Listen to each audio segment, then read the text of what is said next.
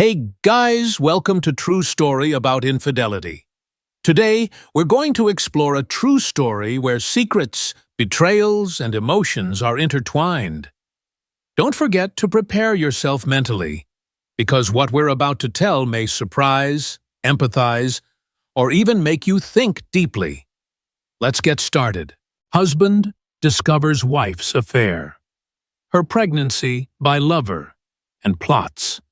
Ultimate revenge for betrayal. I was sitting in front of the TV, acting like I cared about the baseball game. It was Saturday afternoon. Mary and I had just had the roast beef dinner she made.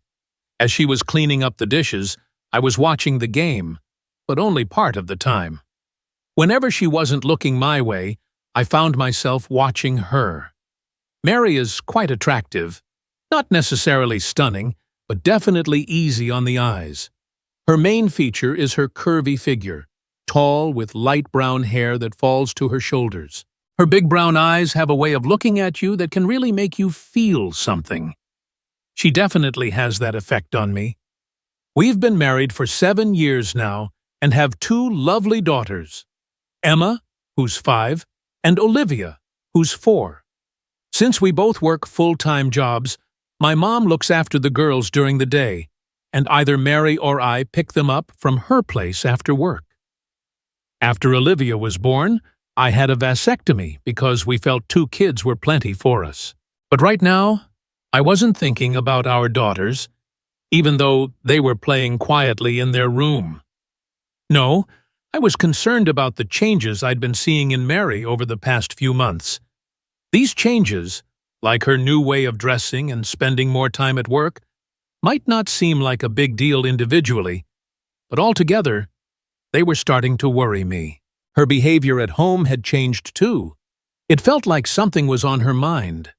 Often, when we were watching TV and I commented on the show or movie, her responses made it clear she wasn't really watching. Her eyes were on the TV, and she seemed to be following along, but it was obvious her thoughts were elsewhere. At night in bed, even though our bed life was still pretty active, happening a couple of times a week, she'd spend hours restless before finally falling asleep after we made love. I was sure something was bothering her, but she wasn't opening up about it.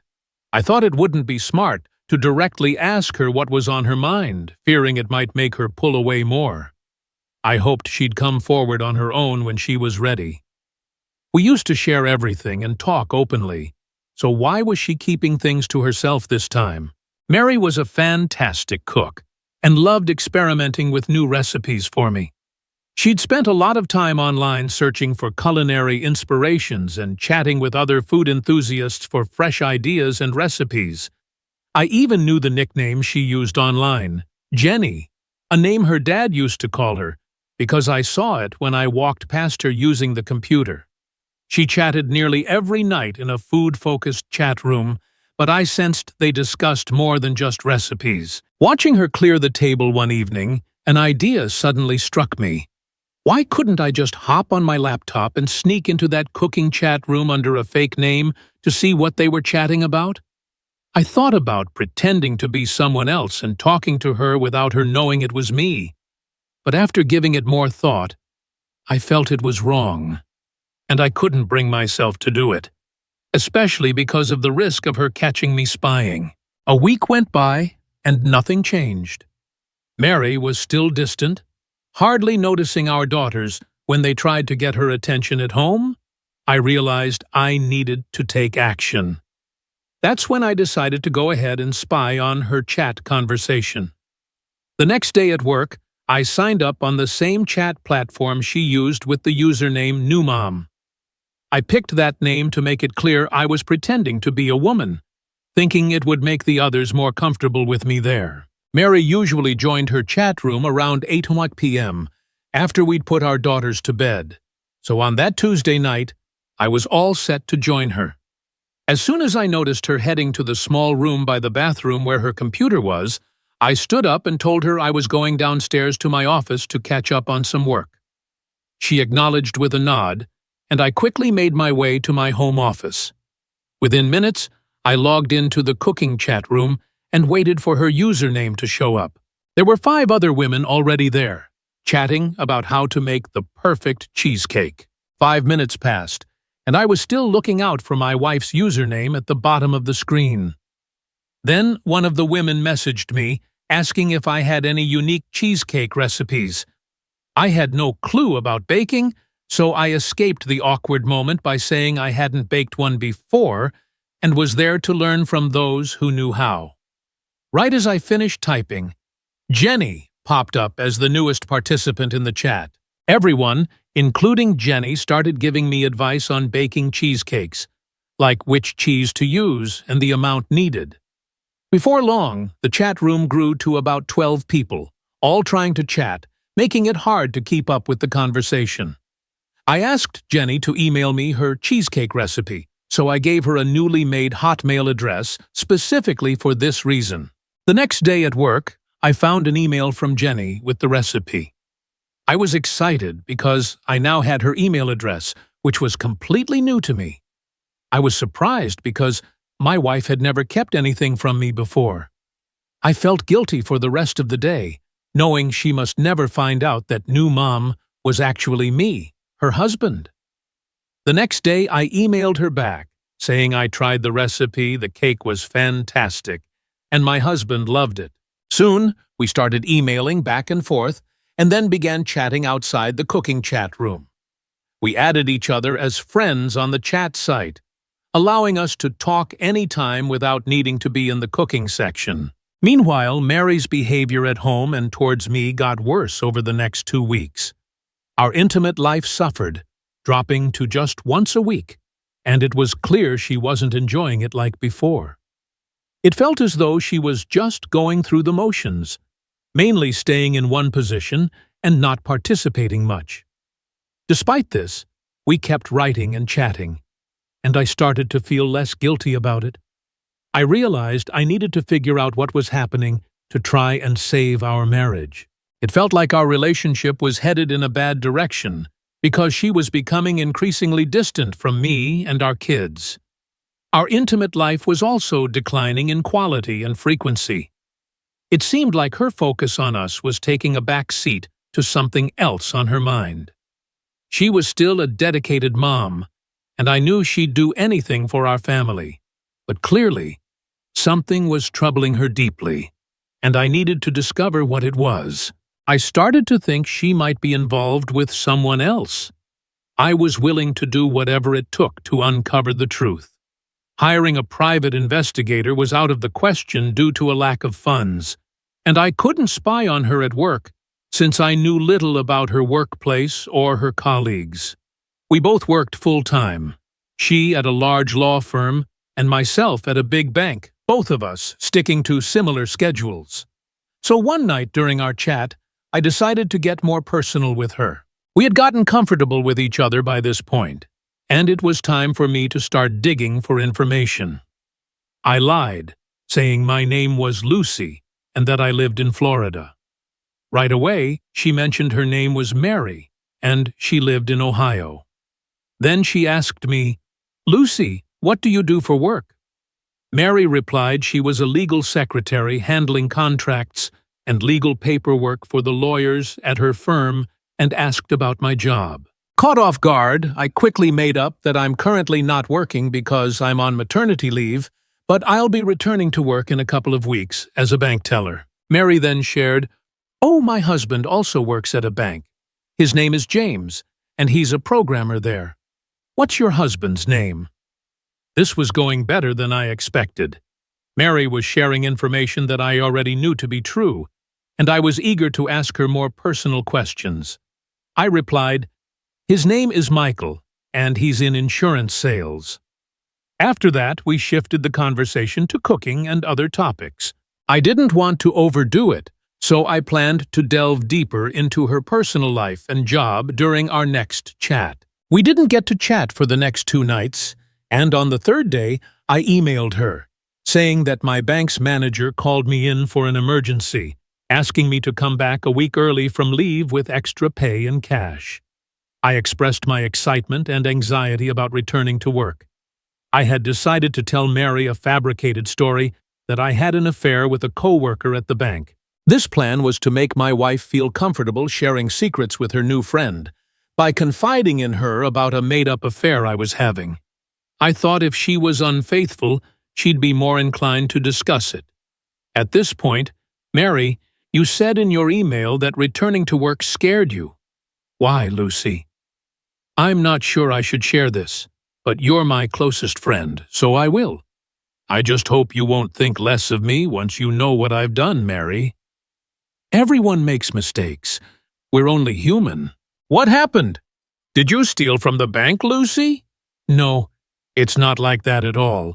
I got to know a man at work named Roberto. We started off as friends and then became more, if you catch my drift. I proceeded to confess to her about my ongoing affair with this man for over a year, detailing how it started and our weekly meetings after work on Fridays. I mentioned that being with him was thrilling and enjoyable, yet I still loved my husband and didn't want this affair to wreck our marriage. My sharing this story seemed to upset Mary, as she let me continue without interrupting with any questions for quite a while. I could picture her sitting in that small room on the ground floor in front of her computer, perhaps pondering over the parallels to her own situation, assuming she was being unfaithful. Finally, she did pose a question to Lucy, and I saw it slowly appear on my screen. But you just had a baby. Are you sure your husband is the dad, Lucy? Honestly, I'm not sure who the father is, and that's why he can never find out about my affair. Next, I acted as if I was breaking down in tears and typed that I had to leave because I was too upset to keep typing. Later, when I entered the kitchen, Mary was sitting in front of the TV, but it was clear she wasn't really watching it, just lost in thought, as usual. I joined her on the couch, and when I took her hand, she looked at me, her eyes red from crying. After a short conversation, she suggested going to bed, which I understood as her wanting to be intimate. I was more than ready, especially since it had been a week since we last were together. In bed, we were intimate and cuddled for over an hour before falling asleep in each other's arms. Reflecting on our marriage the next day at work, I wondered if the fake online friendship I had created with my wife was beneficial.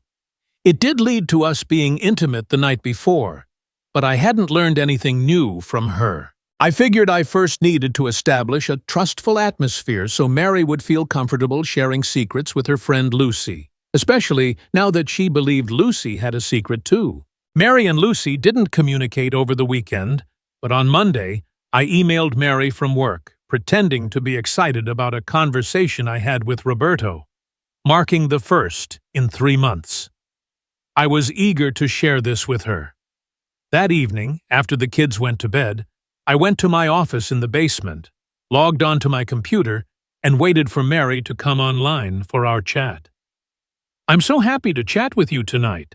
I've got some good news," I began, ready to share. Mary responded, acknowledging my email and joking that she could guess why I was in such high spirits. "Lucy, Roberto was just as excited to finally speak with me again, and I could feel he still has feelings for me. It made me really happy," I shared. "But if he really cared, why didn't he call or try to meet up with you these past 3 months?" she questioned. "Lucy, calling was not an option because I think Michael started suspecting something, and I'm almost certain he's monitoring our home phone. Checking my cell phone is easy for him when he looks at the bill," I explained. "Mary, but why didn't you meet him in a motel like before when you were working?" she asked. "Lucy, that wouldn't have been possible. I was pregnant and didn't feel good about my appearance. Plus, I doubt Roberto wanted to be with someone who was pregnant," I replied. We continued the conversation for another 30 minutes, and I could sense Mary wasn't impressed with the fictional Roberto I described.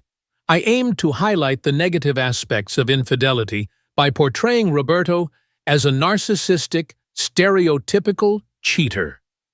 Mary and Lucy didn't chat on Tuesday, but when Wednesday came, we talked again. During this chat, Mary opened up about her own issues over the last couple of months. The conversation lasted more than an hour, And that's when I discovered she was, indeed, involved with someone else, a lawyer who was also her boss.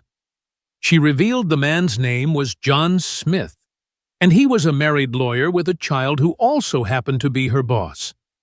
I had heard Mary mention John a few times before, but she hadn't brought up his name at all in the last few months. Their relationship started nearly a year back during a trip to Atlanta for a convention, a detail Mary omitted when she told me about the trip. She led me to believe she was traveling with another secretary, making it seem like they were the only two attending. She had justified the trip by saying it would look good for her job performance review and could help her get a raise. Mary shared with Lucy that on their first evening in Atlanta, after a group dinner, she and her boss had drinks in the hotel lounge. The evening progressed with an invitation to his room for more wine, which eventually led to intimate moments. Despite the initial regret and guilt she felt after their first encounter, she found herself repeating the experience the next night, spending it in his room. Reading my wife's confession left me utterly shocked. I couldn't understand how she could betray our family like this. She didn't just have an affair with this guy once, she did it twice, even spending the whole night with him on the second occasion. Eager to know more, I continued to probe into her current situation with her boss, and she openly shared everything. Here's the gist. After returning from the convention, she felt awful and stayed away from him for a few weeks. However, she eventually gave in to his persistent pursuit, and they resumed their affair. Initially, they were discreet, using his office after hours, but then they started using a room at the Hilton for their trysts, meeting there once a week and also sneaking around in his office a few times a week. The rage I felt reading her admission was indescribable. I had to restrain myself from confronting her violently. But as my anger cooled, a desire for vengeance took its place.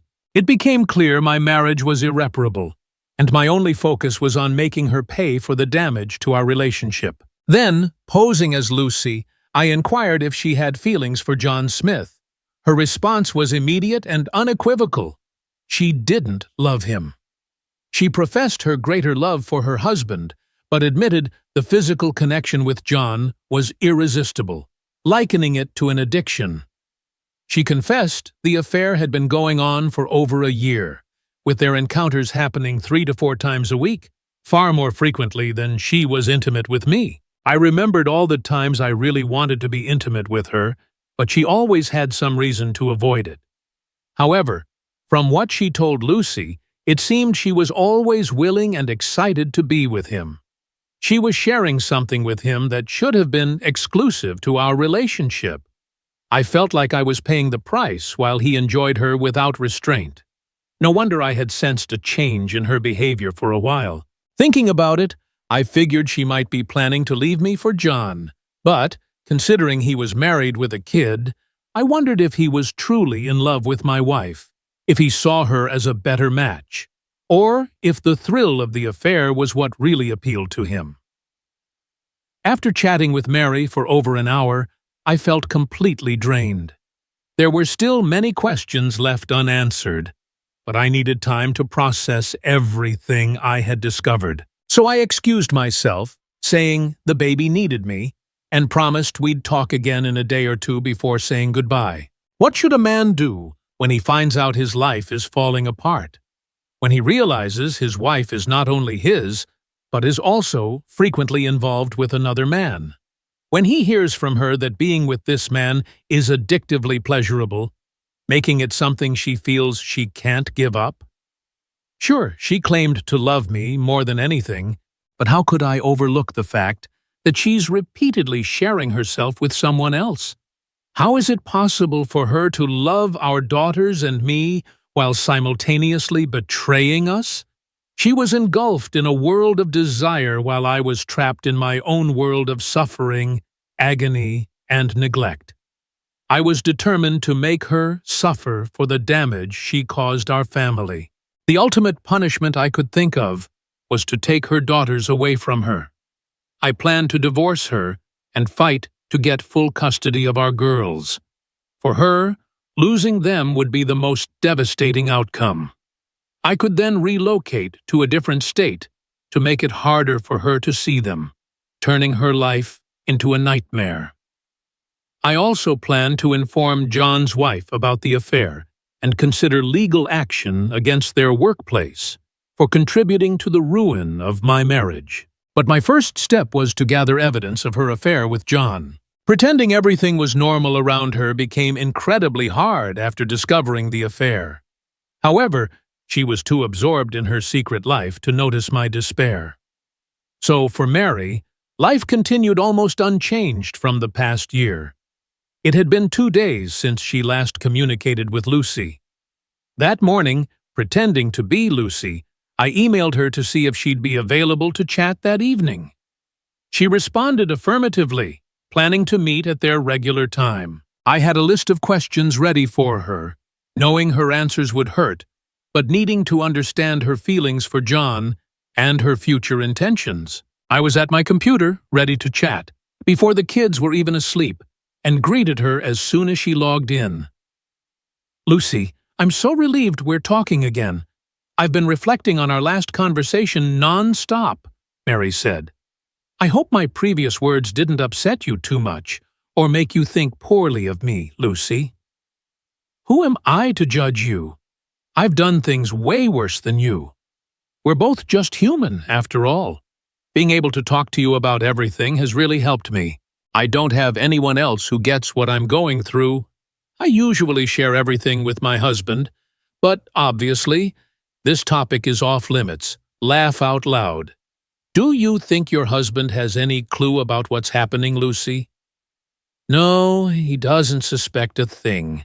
He trusts me completely. If he did find out, he'd lose it.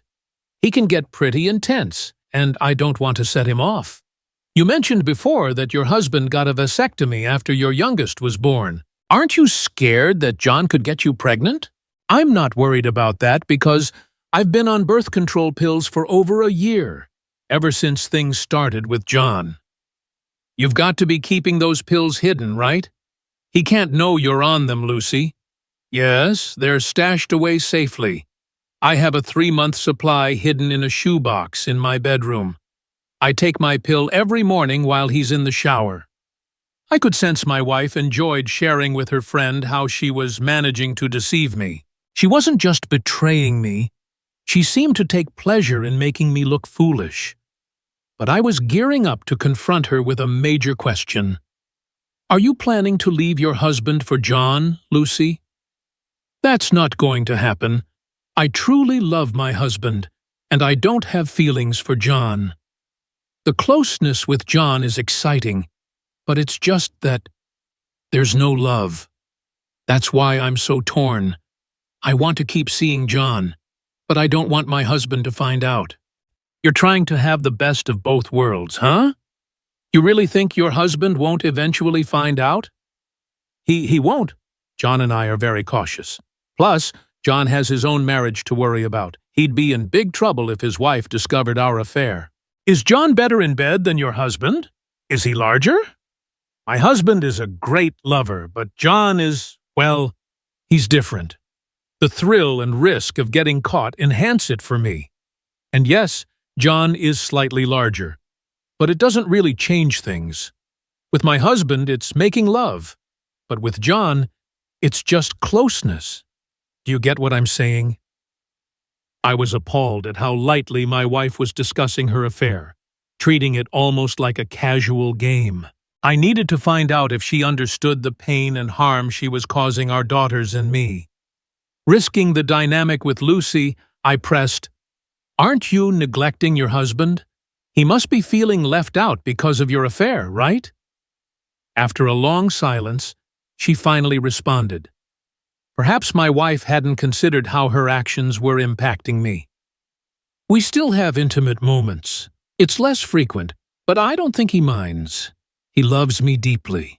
Besides, I can't be intimate with him right after being with John. He'd surely catch on.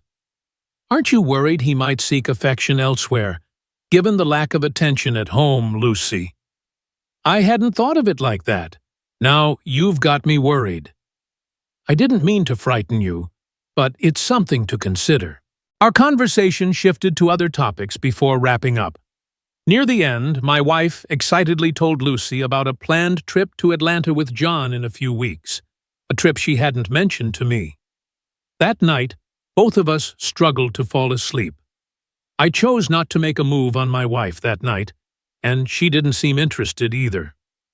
It was a while before I could drift off to sleep, and I noticed Mary was struggling too. Lying there, I decided I'd talk to her the next day, Saturday, in hopes of possibly salvaging our marriage. The next morning, as we sat at the kitchen table, I broached the subject.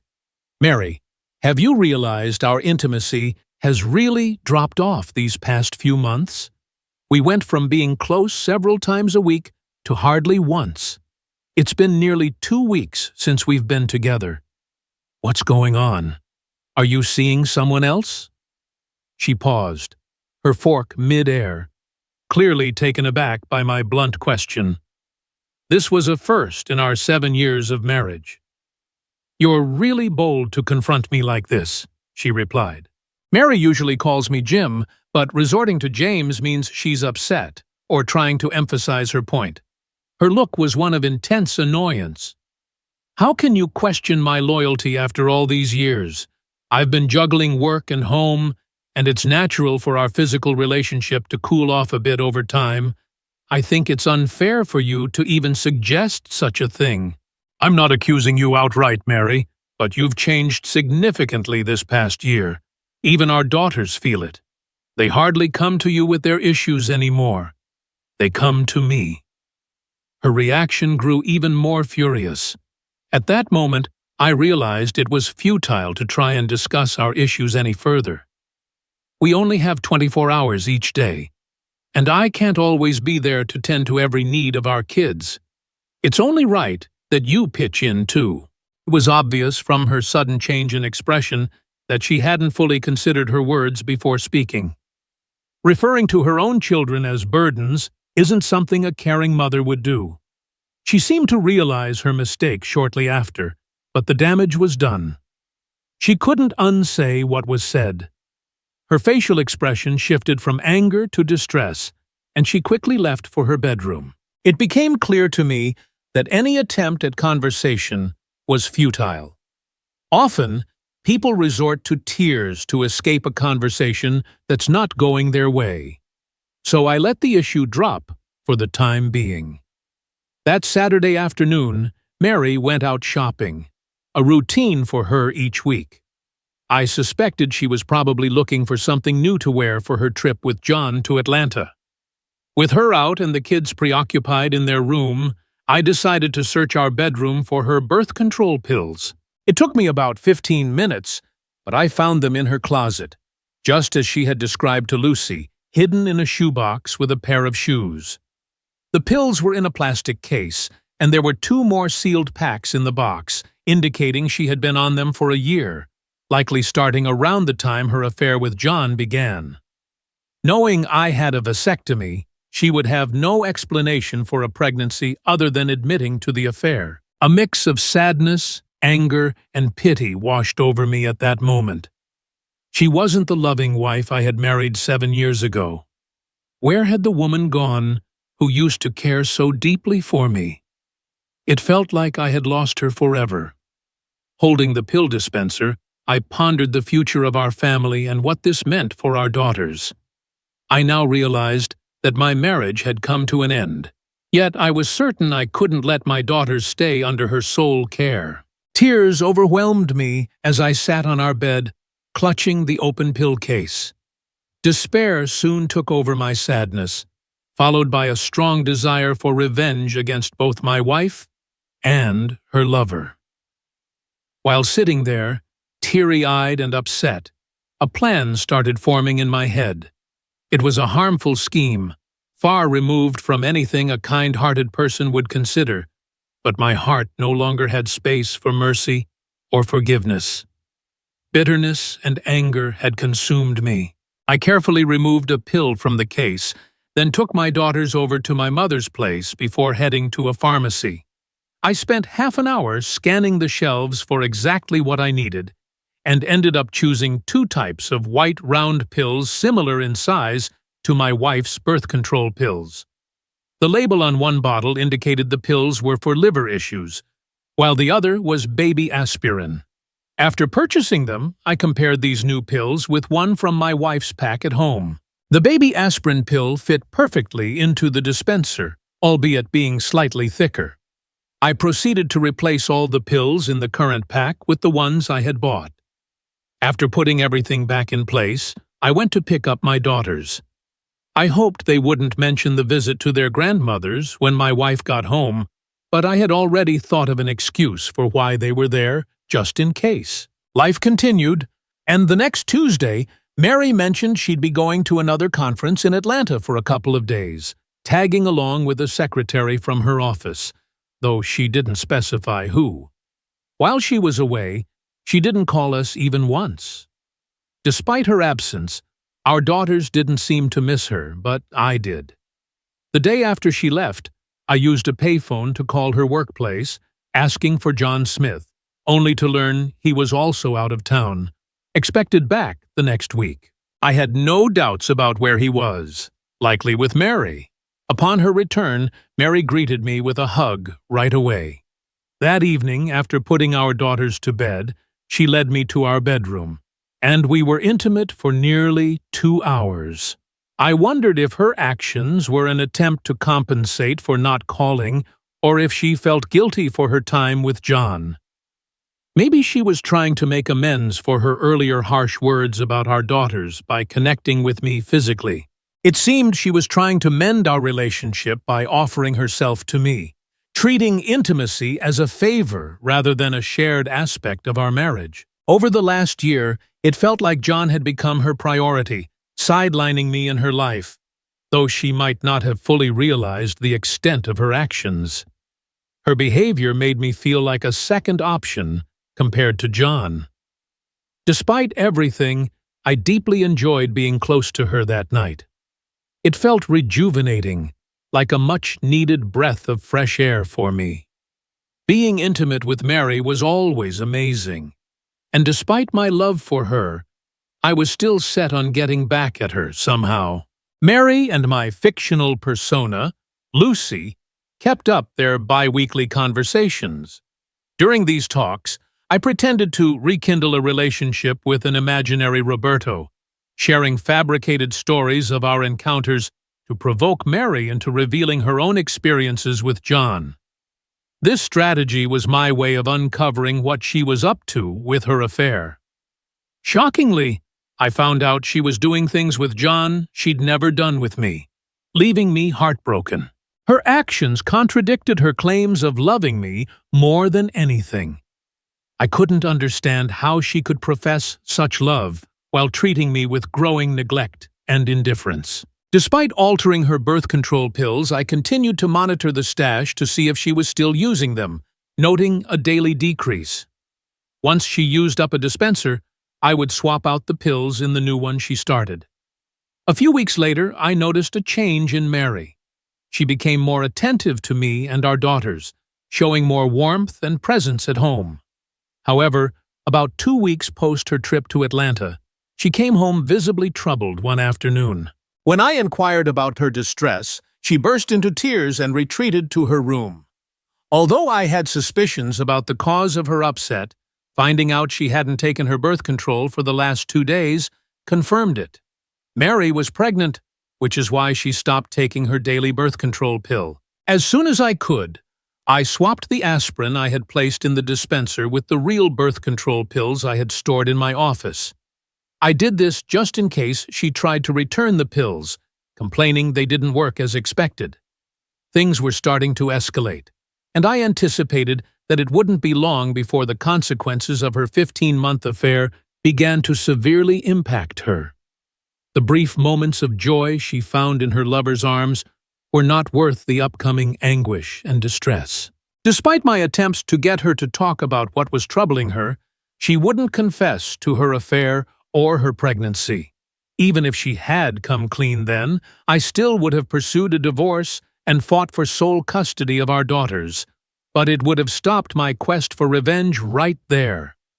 Instead, She continued to deceive me, even with a child that wasn't mine growing inside her. I wasn't yet ready to reveal that I knew about her affair and pregnancy. I needed more evidence of her infidelity since I planned to sue her employer for contributing to the demise of our marriage. It had been a couple of weeks since Mary last spoke to Lucy, since just before her trip to Atlanta, and I was curious if she would share news of her pregnancy with her fictional friend. As soon as I noticed her getting on her computer after we had put the kids to bed, I dashed to the basement to start chatting with her online. She shared details about her trip to Atlanta, even boasting to Lucy about how much she enjoyed spending those nights with John. She confessed they had spent a large part of those nights being intimate.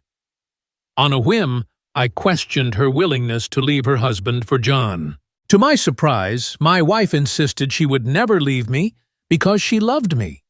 Clarifying her relationship with John was purely physical, without any emotional attachment. What shocked me more was her claim about wanting to end her affair with John and return to being a devoted wife to me. Yet, she omitted any mention of her pregnancy. If she thought we could simply go back to how things were before her infidelity, she was in for a shock.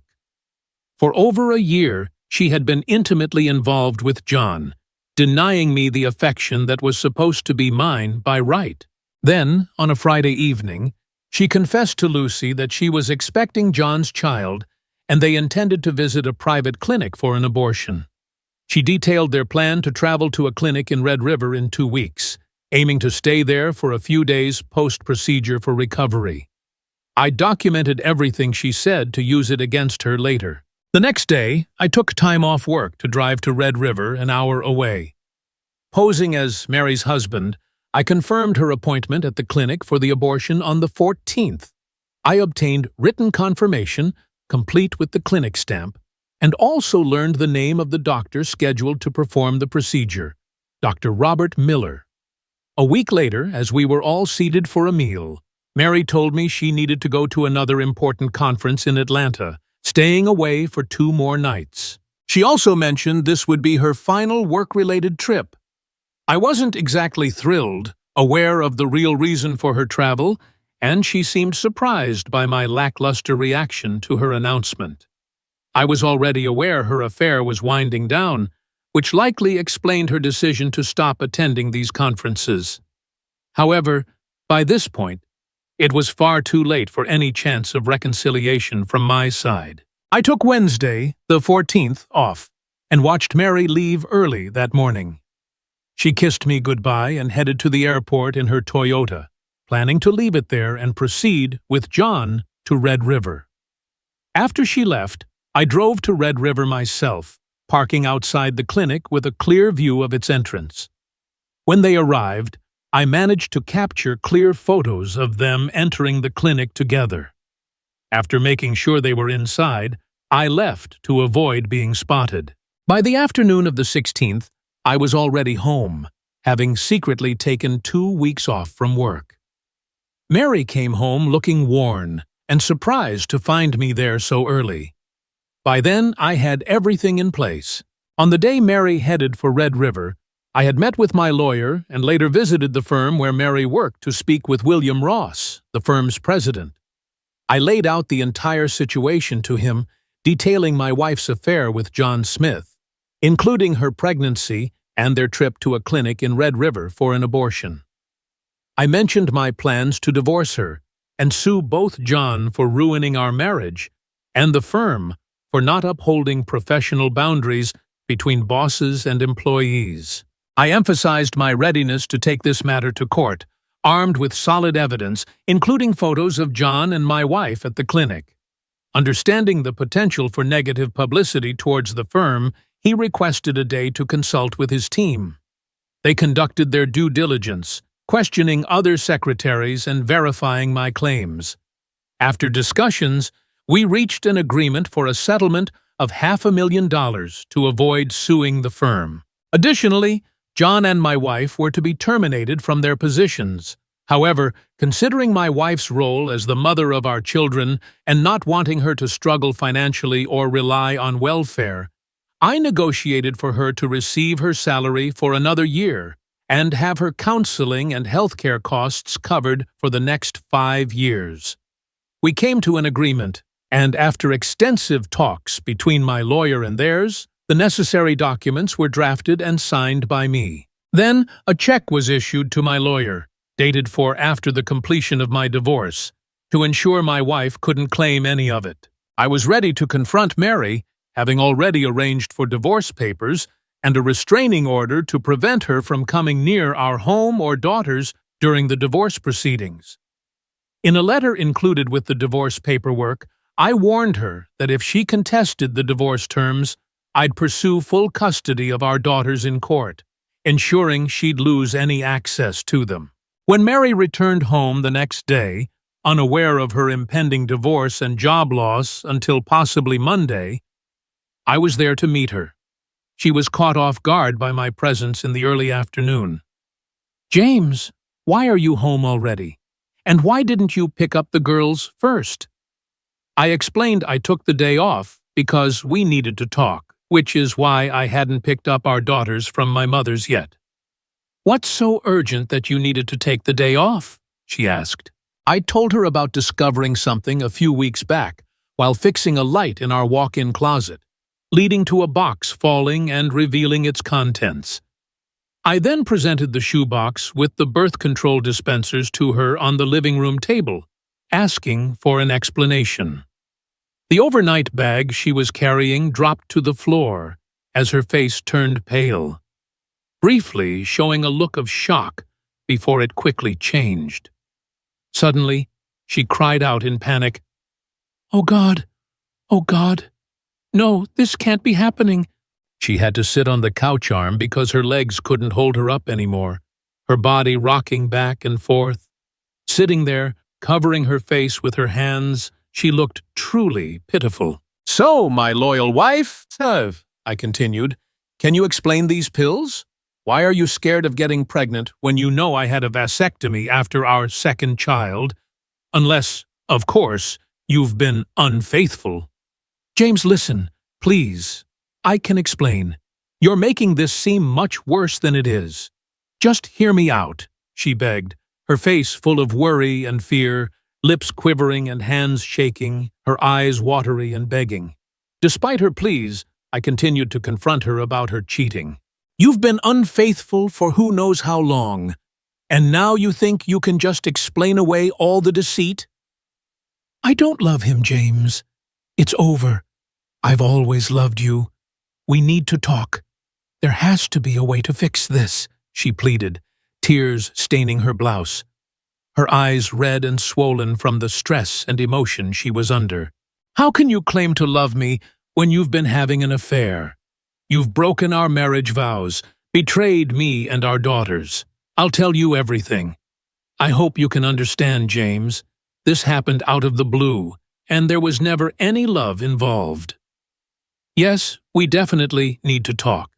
You owe me a thorough explanation, especially about your so-called business trip to Atlanta, or more accurately, to Red River." The shock on her face could not have been greater if I had physically struck her. She stared at me, speechless, her mouth agape and eyes filled with fear. She attempted to speak, but no clear words came out. "Yes, Mary, I'm fully aware of the Red River trip and the real reason you went there. Care to fill me in on any details I might be missing?" Suddenly, she fled to her room in tears. I stood there, contemplating whether to follow her, concerned she might harm herself, but I found myself unable to check on her. She remained in her room for 2 hours, eventually taking a shower after a lengthy period of crying. When she emerged in her long gown, the toll of her emotions was evident on her face, which bore the mark of deep suffering. Seated across from me at the kitchen table without meeting my gaze, she asked, "James, what are you going to do? I don't want to lose you." "I'll do anything to make it right." "I think it's a bit late for that," I replied. "Remember the months I spent trying to reach out to you, how much I wanted to be close to you? I would have done anything you asked. But you were reserving yourself for your affair. denying me what was mine by right. You've been eroding the love I had for you, Mary. Now there's hardly anything left." She broke down again, her head buried in her arms on the table. "Forgive me, James, please. Tell me you still love me," she pleaded. In that moment, part of me wanted to comfort her. Despite everything, my love for her was as strong as ever, but I knew acknowledging that would be a mistake. In a calm voice, I insisted she reveal everything: the identity of her lover, how they met, and what they had done together. She ended up telling me everything. I believed her because what she shared matched what I already knew. She admitted to her abortion in Red River and confessed to being intimate with John several times a week, including encounters in his office and weekly motel meetings. We barely spoke for the rest of the weekend, and first thing Monday morning, she received the divorce papers at her office. Shortly afterward, the company president informed her and John that they were being terminated. Because of the restraining order, she couldn't return home, but she called me at noon, utterly shattered. Before ending the call, I informed her I'd send her clothes to her mother's house since she had no reason to come by our home anymore, and I changed all the locks. I found out later that she had a breakdown and was hospitalized right after our conversation. She was at her mother's when she called, and her mother had to call an ambulance. 2 weeks on, she agreed to the divorce terms. I arranged for her to visit our daughters for a few hours on Saturdays at my mother's house. 6 months later, our marriage was officially over. Her mother told me she was deeply depressed, undergoing therapy, had lost significant weight, and hardly left her house since losing her job. Over time, I allowed her more access to our daughters, even unsupervised visits and weekends at her mother's. I noticed the girls were growing closer to their mother, foreseeing potential issues. A year post-divorce, my mother's cancer diagnosis meant she couldn't look after the girls during work hours. Mary reached out, offering to take over the caregiving role for our daughters during my work hours. "Mary, I'm not sure what to think. Is that really a practical idea? Your parents' home is almost 30 miles away, and that daily commute could be too exhausting for the kids. Plus, I don't want our daughters to get the wrong impression that we might reconcile." I could tell my words might hurt her, yet she didn't visibly react to my refusal or the implication behind it. I declined her suggestion outright, recognizing my own inability to provide full-time care for our daughters and my financial constraints against hiring a nanny. However, a few weeks later, a settlement from Mary's former employer provided me with sufficient funds to employ a nanny for the girls. A year into the future, I was in a relationship with Sarah, a kind widow without children of her own, whom my daughters adore and have embraced as a maternal figure. Gradually, I moved on from Mary, limiting our interactions to only the times she visits the girls. Betrayal and the inevitable consequences. The story revolves around Mary's betrayal of her husband James when she has an affair with her boss, John. This betrayal is not just a single act, but spans over a year, accompanied by elaborate lies and cover-ups. The point here is that betrayal in an intimate relationship not only destroys trust but also causes deep, irreparable wounds. The consequences of Mary's affair not only cost her her marriage, her job, and her closeness to her children, but also pushes her into a state of depression and isolation. The story emphasizes that thoughtless actions can lead to irreparable losses. 2. Revenge and the price of hatred.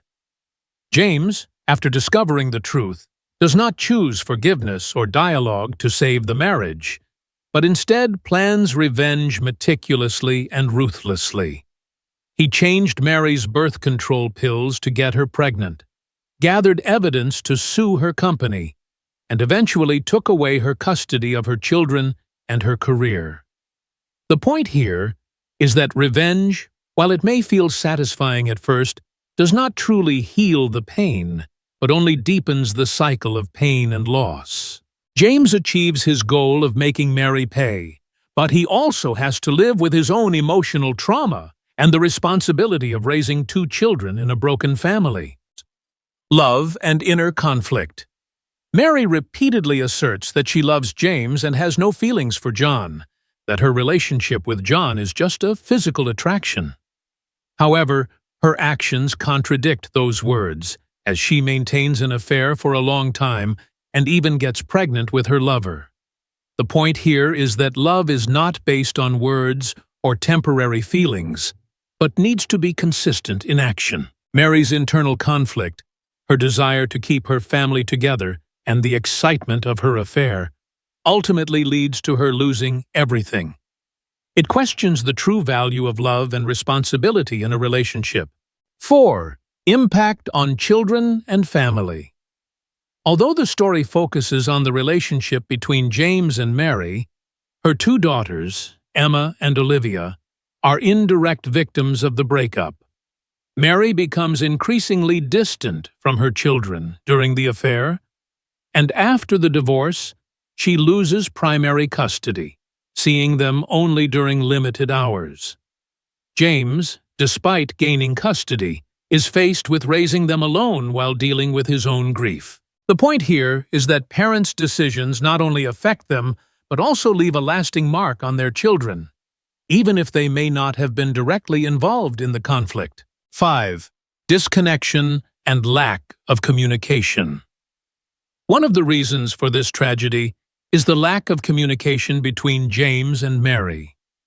James notices the change in his wife, but does not confront her directly, choosing to investigate indirectly online. Mary, even when given the chance, never comes clean with her husband about what she is going through. The significance of this detail is that, in a relationship, honest and open communication is vital to maintaining a bond. If either party hides or avoids, the gap will grow, leading to an irreparable breakdown. 6. Rebirth and moving forward.